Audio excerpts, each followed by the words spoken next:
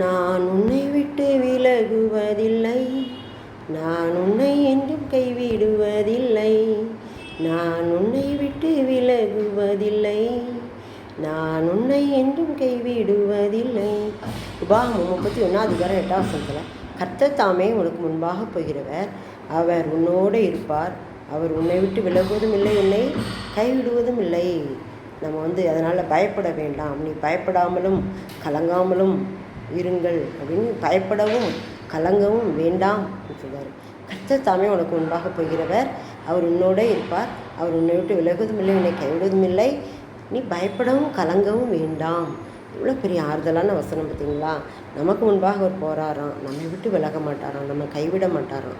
அப்போனா நாம் பயப்படவே வேண்டாம், கலங்கவும் வேண்டாம். இதனால் நம்ம ஒவ்வொரு சூழ்நிலையிலையும் நம்முடைய வாழ்க்கையின் சூழ்நிலைகள், வேலை பார்க்குற இடங்களில், குடும்பத்தில் பயந்துட்டுருக்கோம்லாம், அதெல்லாம் நீங்கள் பயப்பட வேண்டாம். உனக்கு முன்பாக நான் போகிறேன், நான் உன்னை விட்டு விலகவும் மாட்டேன், உன்னை கைவிடவும் மாட்டேன் என்று சொல்லி நமக்கு தைரியம் கொடுக்குறாரு. அதனால் நம் தைரியம் கொள்ளலாமே. ஆமென்.